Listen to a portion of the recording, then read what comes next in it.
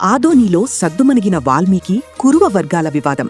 మాజీ ఎమ్మెల్యే మీనాక్షి నాయుడు చొరవతో మీడియా ముందుకు వచ్చిన ప్రముఖ పారిశ్రామికవేత్త బత్తిని కుబేర్నాథ్. మీనాక్షి నాయుడు నివాసంలో మీడియాతో మాట్లాడిన బత్తిన కుబేర్నాథ్ వాల్మీకులకు కురువలకు మధ్య వివాదం ముగిసిందని, దీన్ని ఇక్కడితో వదిలేద్దామంటూ కుబేర్ పిలుపు.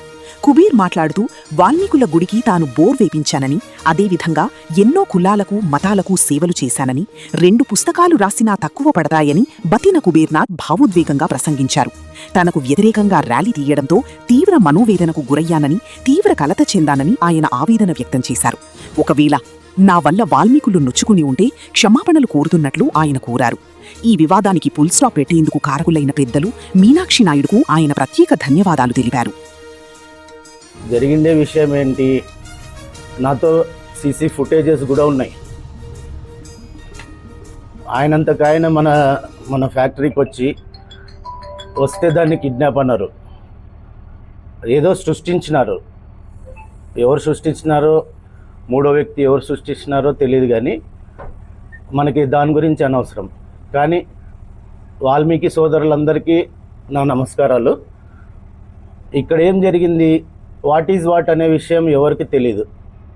అనవసరంగా టెంప్ట్ అయ్యి అనవసరంగా ర్యాలీలు చేసి ఇవన్నీ చేసినందుకు నాకు చాలా బాధ అయింది. ఇప్పుడు ఇక్కడ నేను బీసీ నేషనల్ సెక్రటరీగా ఉన్నా, నాకు అందరు కావాలి.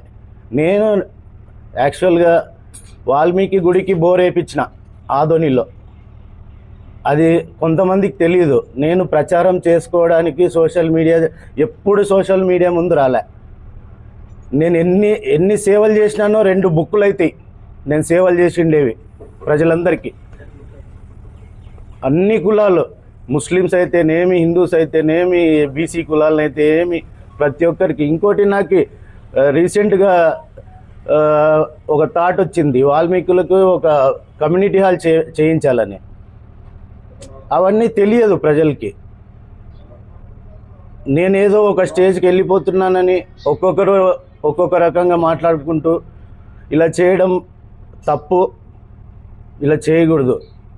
కానీ ఏమైనా జరగని, మన వాల్మీకి సోదరులు బాధపడింటే నా అపాలజీ అంతే తప్ప ఈ విషయాన్ని ఇంతటితో క్లోజ్ చేయాలని పెద్దలందరికీ నేను కోరుకుంటున్నాను. పెద్దలు మీనాక్షి నాయుడు గారు మరియు పార్థసారథి గారు ఈ సమస్యను పరిష్కరించినందుకు